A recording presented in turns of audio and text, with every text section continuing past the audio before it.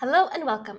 My name is Philippa and I am the Understudy, and this is the channel where we teach you everything musical theater, and we talk about all of it.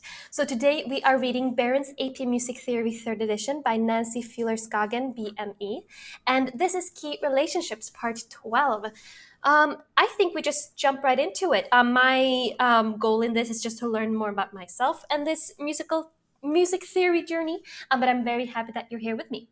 The vocabulary, excuse me, for today is altered chords, borrowed chords, chromatic medians, closely related keys, common chord or pivot chord, mode mixture, and then we have modulation, which includes common chord modulation, pivot modulation, direct modulation, chromatic modulation, phrase and phrase modulation. We also have parallel keys, Picardy third, and a temporary tonicization.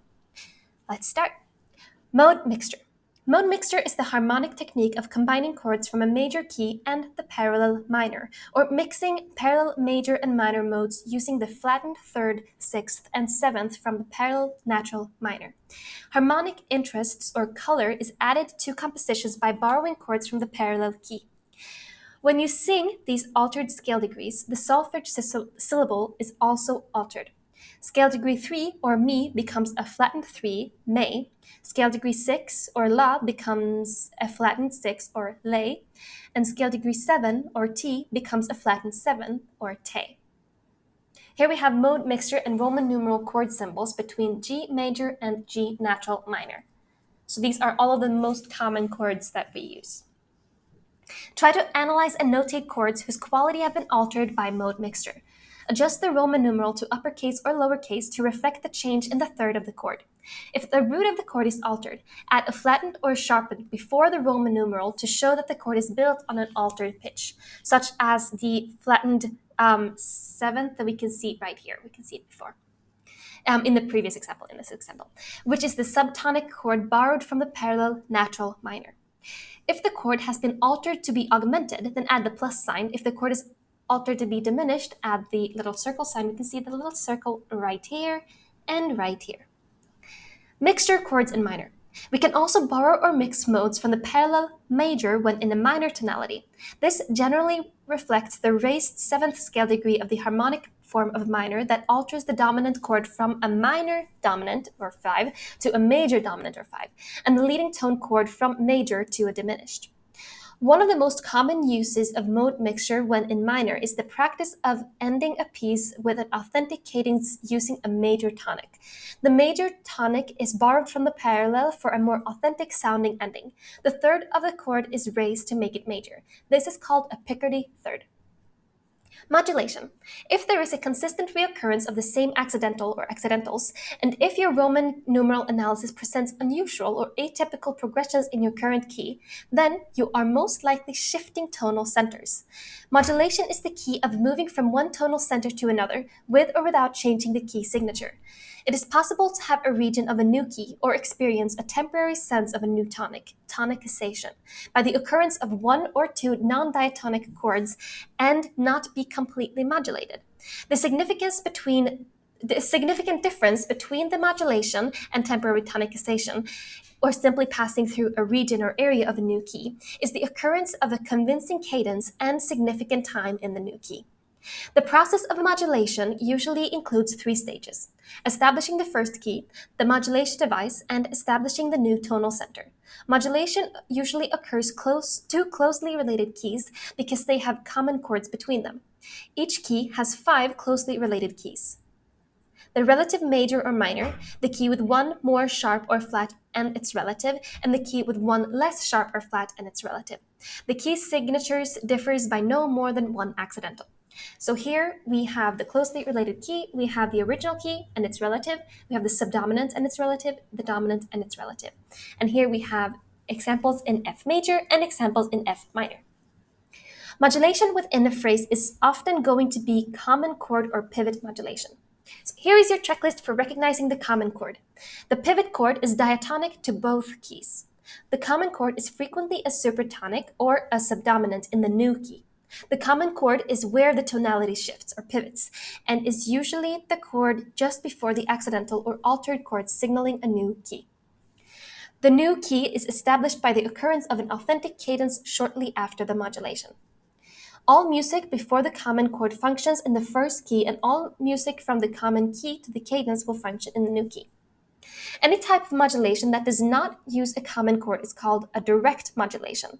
If direct modulation occurs within the phrase, it is chromatic modulation. This type of modulation features a chromatically altered note in the same voice.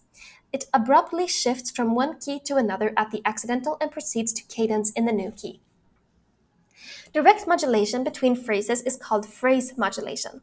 A new phrase or section simply begins in a new key following a cadence. Even if a common chord is present, this type of modulation is generally referred to as a phrase or direct modulation. Modulation from major to relative minor, the submediant, is one of the most common modulations. Modulation to the dominant is another common tonal motion as well as to the subdominant. The smoothest common chord modulation that are those that use the predominant function as the pivot, so the supertonic or the subdominant in the new key. Modulation may also be made through the use of secondary dominant chromatic chords. Look for scale or scale pattern that represent a new tonal center. Remember to look for a convincing cadence and significant time in new key. Otherwise, it is an area or region in the new key and not modulation. Notate the common chord modulation, recognizing the pivot chord and the shift to the new tonal center in this fashion. So here on the screen, we can see an example going from G major to E minor. Let's do some review. Here is Piano Sonata Op. 3 No. 1 by Beethoven. This music example has 3 phrases. Measure 1 to 4 is in F minor and cadences with a dominant first inversion to a tonic, an imperfect authentic cadence.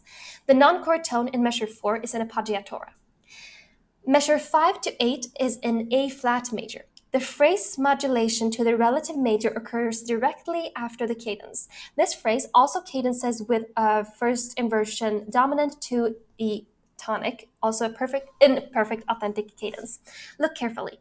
The second phrase is an exact imitation in a new key.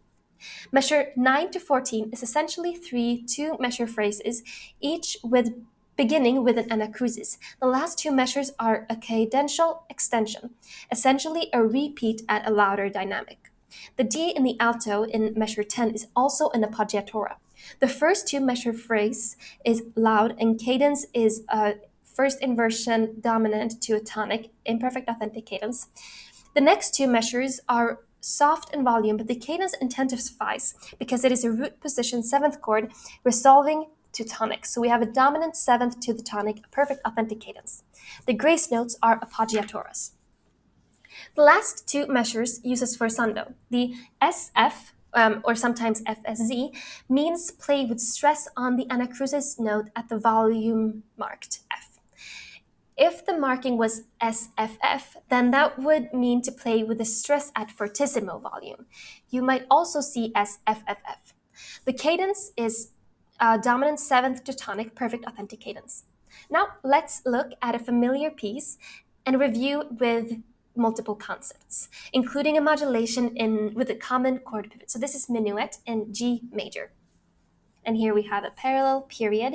It also says that there's a perfect authentic cadence here, a half cadence in D major, a perfect authentic cadence in D major, a half cadence back in G major, and a half cadence back in G major.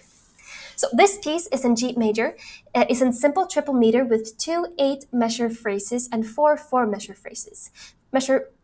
Measures 1 to 8 and 9 to 16 create a parallel period. Let's look at phrase 3. The harmony outlined in the first 2 measures, 17 and 18, are tonic to dominant first inversion. The bass line is descending by step. The dominant first inversion functions as a passing chord because the F sharp does not resolve to do, it leads to La, the submediant. We notice the inclusion of a note that is not in our key, the C sharp, in every measure from 20 to 23. Measure 23 and 24 conclude with a convincing cadence, a perfect authentic cadence in D major. We have modulated to D major within this phrase. The point of modulation is the submediant chord in measure 19. It is our common chord, one that functions in both keys. So because that it is the supertonic in D and the submedians in G.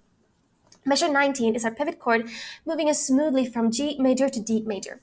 The harmonic analysis clearly shows the point of modulation. The music uses direct modulation back to G major following the cadence in measure 24. What's your clue? The C natural at the end of measure 24, of course. I also think there's a strong three-note motive using the leading tone as the lower neighbor in the melody in measure 25 and 26 that points to G. Note the similarity between this example and the minuet from chapter 10, including the use of the same ascending melodic pattern, one in D major and one in G major. Note as C and C1 on the phrase chart, as we can see here, that unifies the final 8 measures. Anna Magdalena, who wrote this, Anna Magdalena Bach, used these as a teaching exercise for her children, and we are still using them today. So, some chapter summary. Mode mixture is the harmonic technique of combining chords from a major key and parallel minor, or mixing the parallel major and minor modes using the flattened third, sixth, and seventh from the parallel natural minor. Excuse me. Harmonic interest or color is added to compositions by borrowing chords from the parallel key. One of the most common uses of mode mixture when in minor is the practice of ending a piece with an authentic cadence using a major tonic. This is called a Picardy third. Modulation is the process of moving from one tonal center to another, with or without changing the key signature. Modulation usually occurs to closely related keys because they have common chords between them. Modulation to the dominant is the most common tonal motion, as well as to the key of the subdominant. Remember the closely related keys. So here we have the tonic, the subdominant, the dominant, and we also have the supertonic, the submediant, and the mediant. Note that the closely related keys all are diatonic to our original tonal center. Modulation to the submediant or relative minor is also typical. The smoothest common chord modulations are those that use predominant function chords as the pivot. Modulation may also be made through the use of secondary dominant chromatic alteration chords and would be considered predominant. It is possible to have a region of a new key or experience a temporary sense of a new tonicization, and not be completely modulated. And that is it for key relationships. Now I recommend going on to the practice exercises or going on to the next chapter if you want to learn more already. Yeah, thank you so much for watching. I hope you learned a lot, or at least something. Tell me in the comments how you find all of this. And if not, I'll see you in the next one.